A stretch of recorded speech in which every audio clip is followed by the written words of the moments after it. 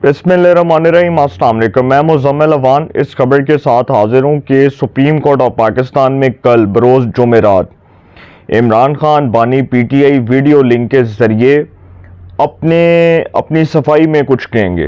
क्या कहेंगे, वो केस क्या है, उसके ऊपर बात करने जा रहा हूँ। नैब तरमीम केस, उसमें वफाकी हुकूमत ने एक इंट्रा कोर्ट अपील दायर की हुई थी। उस पर 5 रुकनी लार्जर बेंच बना सुप्रीम कोर्ट ऑफ पाकिस्तान का। उसमें एक जज साहब जो हैं बड़े ऑनरेबल हैं, बड़े क्रेडिबल हैं।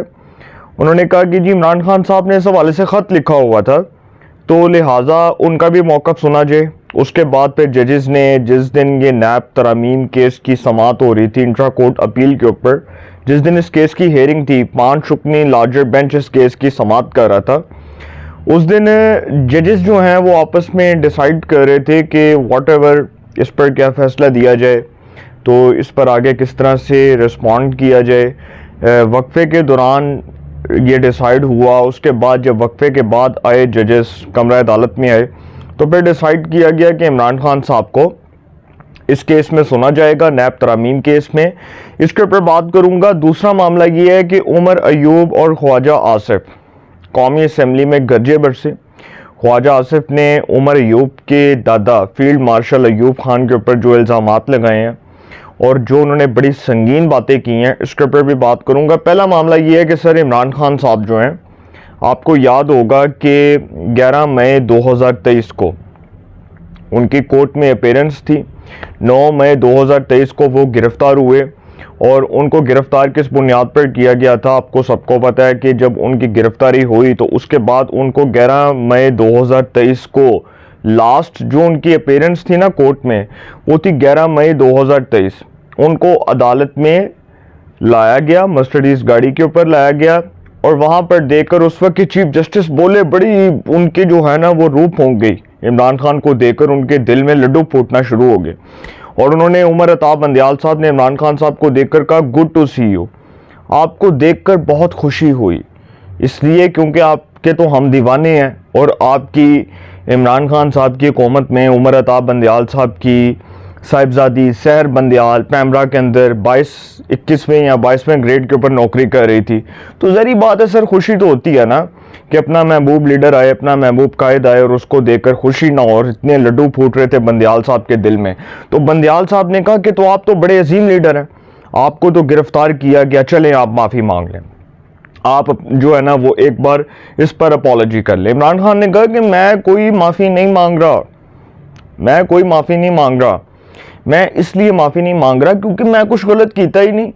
उन्होंने कहा कि अगर मेरे साथ दोबारा ऐसे करेंगे तो इससे ज़्यादा सख्त रद्दअमल आएगा और आवाम का सख्त रद्दअमल होगा और मेरे वोटर्स का सख्त रद्दअमल होगा। तो उस केस में उमर अताब बंदियाल साहब थे।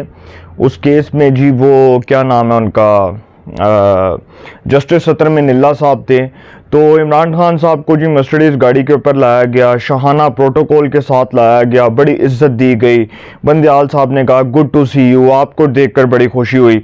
उसके बाद आपको पता है कि इमरान खान साहब जो हैं 9 मई के वाक़यात हुए, फिर उसके बाद तोशाखाना केस, फिर उसमें उनकी गिरफ्तारी, फिर उसके बाद आपको पता है अब तक तो वो गिरफ्तार हैं। ठीक है, अब ये केस है क्या, दरअसल ये जो नैब की जो तरामीम वाला केस है, ये उस वक्त नैब में तरामीम हुई थी, नैब के कानून में उस वक्त तरामीम हुई थी जब इमरान खान के खिलाफ तहरीके अदम एतमाद आई थी। नो कॉन्फिडेंस मोशन की मूव नेशनल असम्बली के अंदर मूव ऑन हुई थी और इमरान खान बतौर वज़ीर आज़म पाकिस्तान के पहले वज़ीर आज़म हैं जो तहरीके अदम एतमाद से फारग हुए और इमरान खान के खिलाफ तहरीक अदम एतमाद कामयाब हुई। 2022 में आई थी, 2022 में वो तहरीक अदम एतमाद कामयाब हुई, इस पर वोटिंग हुई।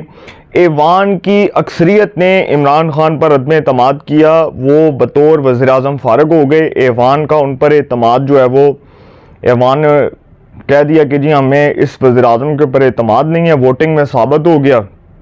शहबाज शरीफ वज़ीर आज़म बन गए। शहबाज शरीफ वज़ीर आज़म बने, उन्होंने नैब के कानून में तरमीम की, उनकी हुकूमत ने नैब कवानीन में तरमीम की। उस नैब कानून में जो तरमीम हुई थी उसको इमरान खान ने पकड़कर सुप्रीम कोर्ट ऑफ पाकिस्तान में चैलेंज कर दिया। उमर अताब बंदियाल, जस्टिस एजाजुल एहसन और जस्टिस मंसूर अली शाह पर मुश्तमिल 3 रुकनी बेंच ने इस केस की समाअत की। बंदियाल ने अपनी रिटायरमेंट के दिन 16 सितंबर 2023 अपनी रिटायरमेंट के दिन वो फैसला दिया और नैब के अंदर जो तरामीम की थी हुकूमत ने उसको उड़ाकर फारग कर दिया। उसमें जस्टिस मंसूर अली शाह का इख्तलाफी नोट है कि नैब कवानीन में जो तरामीम है supreme court practice and procedure bill parliament बना चुकी है, लिहाजा पार्लिमान की हैसियत को तस्लीम किया जाए। और उन्होंने अपने इख्तलाफी नोट में लिखा था कि पार्लिमान जो है उसके मामलात में जुडिशरी मुदाखलत नहीं कर सकती, पार्लिमान एक सुप्रीम इदारा है।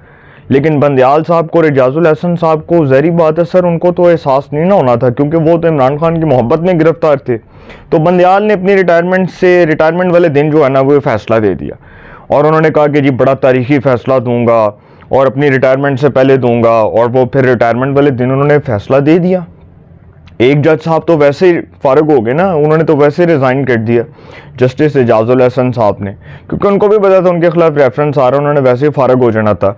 तो बंदयाल साहब जो है उन्होंने 3 रुकनी बेंच बनाया। उनकी आदत थी कि कोई भी फैसला हुकूमत के खिलाफ देना होता था तो वो 2 रुकनी 3 रुकनी, 2 रुकनी 3 रुकनी, 5 रुकनी 3 रुकनी, तो वो बेंच बनाकर उन्होंने हुकूमत के खिलाफ फैसला दे दिया कि जो हुकूमत ने नैब के कानून में तरामीम की थी उसको उड़ाकर रख दिया।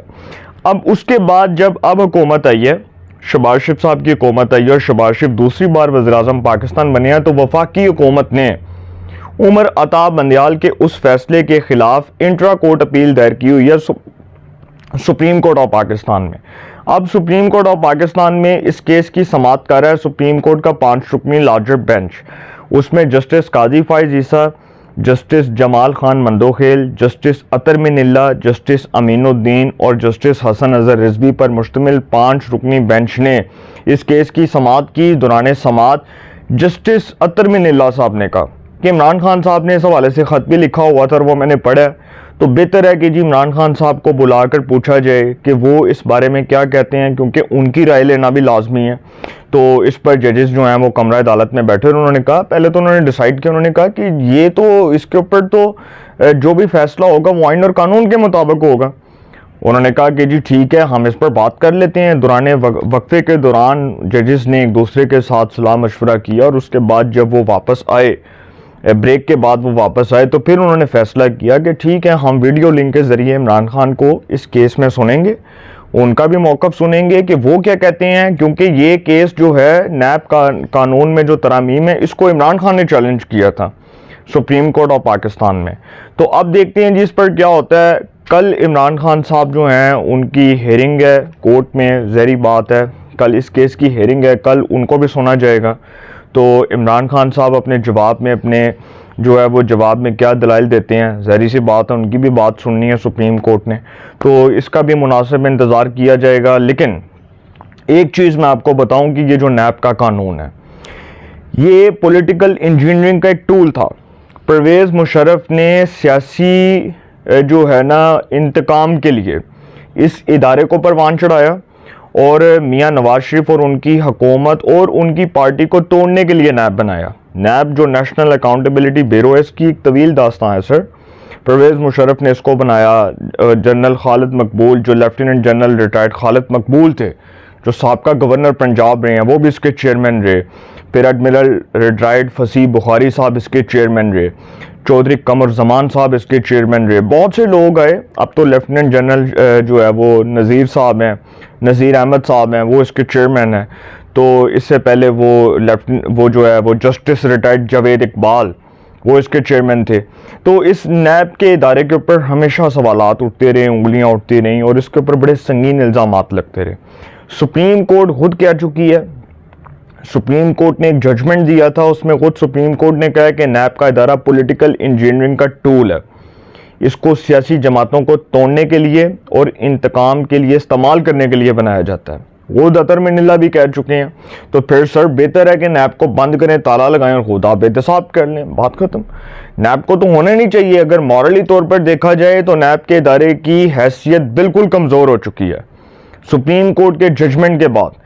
और सुप्रीम कोर्ट ने ही जो फैसला दिया था ख्वाजा बरादरान की ज़मानत का जो केस था, ख्वाजा साद रफ़ीक और ख्वाजा सलमान रफ़ीक साहब की जो ज़मानत का केस था, उसमें भी जो ऑनरेबल जजेस हैं उन्होंने ये जो फैसला दिया था वो फैसला उठाकर देख लें, उन्होंने उड़ा कर रख दिया नैब को। और इमरान खान जो आज नैब के कानून में तरमीम को चैलेंज कर रहे हैं और वो उन्होंने उमर अता बंदयाल की अदालत में चैलेंज किया। उनसे पहले ये पूछा जाए कि आपने अपने दौर में नैब को क्या पॉलिटिकल इंजीनियरिंग का टूल नहीं बनाया? नवाज शरीफ के ख़िलाफ़ आपने नैब को इस्तेमाल किया, शहबाज शरीफ के ख़िलाफ़ आपने नैब को इस्तेमाल किया, खाकान अब्बासी, मरीम नवाज़, हमज़ा शहबाज, ख्वाजा साद रफ़ीक, ख्वाजा सलमान रफ़ीक, हाफिज़ मियाँ नुमान, मिफ्ता इस्माइल और भी बहुत से लोग थे जिनको नैब के ज़रिए सियासी इंतकाम का निशाना बनाया गया। ख्वाजा आसिफ, एहसन इकबाल, बरजीज़ ताहिर, तो बहुत से लोगों के ख़िलाफ़ सर झूठे केसेस बनाए गए, इमरान खान के दौर में बनाए गए। अब तो अपनी ऑनरेबल कोर्ट को और ऑनरेबल अतर मिनिल्ला साहब को, जस्टिस अतर मिनिल्ला को ये पूछना चाहिए कि जो वो इमरान खान को तलब करने की बात कर रहे हैं और वो कह रहे हैं कि इमरान खान का मौक़िफ़ लें, उनको ये भी पूछना चाहिए कि इमरान खान ने अपने मुखालफों के लिए इस इदारे को कैसे पोलिटिसाइज़ किया, कैसे सियासी इंतकाम के तौर पर इस्तेमाल किया। उनको तो ये बात पूछनी चाहिए। फिर उसके बाद देखते हैं क्या होता है। लेकिन बहरहाल ये जो भी है, इसके ऊपर मैंने तो आपको बता दिया कि अब क्या होगा। कौमी असम्बली में जी अपोजिशन लीडर उमर अयूब साहब और वफाकी वज़ीर दिफा ख्वाजा आसिफ साहब के दरमियान बड़ी गर्मा गर्म बहस हुई और बड़ी लफ्ज़ी तकरार हुई। और ये मामला था क्या कि जब कौमी असम्बली में opposition leader Omar Ayub article 6 की बात कर रहे थे तो ख्वाजा आसिफ बोले कि बिल्कुल आर्टिकल 6 लगना चाहिए। जनरल अयूब जो उमर अयूब का दादा है, इसको कब्र से निकालें और इस पर आर्टिकल 6 लगाएं। और इसने हलफ तोड़ा, आइन तोड़ा, सब्ज़ परचम के ऊपर आइन का जो है वो वादा किया और उसके बाद आइन को तोड़ा और उसके बाद इस मुल्क पर हुकूमत की जबरी तौर पर मुसल्लत हुआ। किस तरह हुआ वो सबको पता है। उन्होंने कहा ये किस तरह इसका दादा इक़्तिदार पर काबज़ हुआ सबको पता है। उन्होंने कहा निकालें उसको और उसका कब्र से निकाल कर उसका ट्रायल करें। उन्होंने कहा जितने जर्नैलों ने मुल्क का आइन तोड़ा है उन सब को निकालें और उन सब को निकाल कर उनका ट्रायल करें और उनका मुहासमा होना चाहिए और उनको एहतसाब के कटहरे में खड़ा करके उनका एहतसाब किया जाए। उन्होंने कहा कि ये क्या मजाक है कि आज बैठकर कौमी असम्बली में एक डिक्टेटर का पोता मुल्क में जमहूरियत के भाषण दे रहा है और हम बैठकर सुन रहे हैं। ऐसा तो नहीं हो सकता। उन्होंने कहा कि एक डिक्टेटर का जो है ना वो पोता वो बैठकर आज हमें भाषण दे रहा है और देखो जी वो मार्शल लगे थे हैं और फौज का सियासत में आना जो है वो हराम है, फौज सियासत में मुदाखलत नहीं कर सकती। ये कौन कह रहा है? ये उमर अयूब साहब कह रहे थे। और फिर उसके बाद उनको टाउंट किया गया और कहा गया कि जी आप ये बात कर रहे हैं, आपके दादा ने खुद मार्शल लगाया, खुद मार्शल को परवान चढ़ाया, 10 साल इस मुल्क पर वो काबज़ रहे। मोहतरमा जो मादरे मिल्लत थी फातिमा जिन्ना, उनको गद्दार करार देने के लिए कैंपेन चलवाई, उनको सड़कों पर घसीटने के अहकामात जारी किए। और फील्ड मार्शल अयूब खान जो थे ना वो एक बड़े सख्त मिजाज इंसान थे, वो बड़े करख्त लहजे के इंसान थे और लोग उनको बताते हैं क्योंकि जुल्फ़िकार अली भुट्टो उनकी काबीना में भी रहे और भुट्टो साहब ने उस वक्त उनकी काबीना से लहदगी इख्तियार कर ली थी। जब भुट्टो साहब को पता चला कि यार ये बंदा जो है ना ये मुल्क को नुकसान पहुंचाएगा, नाकाबिले तलाफी नुकसान पहुंचा रहा है और पहुंचाएगा, मज़ीद पहुंचाएगा, तो भुट्टो साहब साइड पर हो गए थे। और आपको पता है कि ये जो हमारे ये डैमों का रोला पड़ा हुआ है ये भी अयूब खान साहब के दौर में शुरू हुआ था।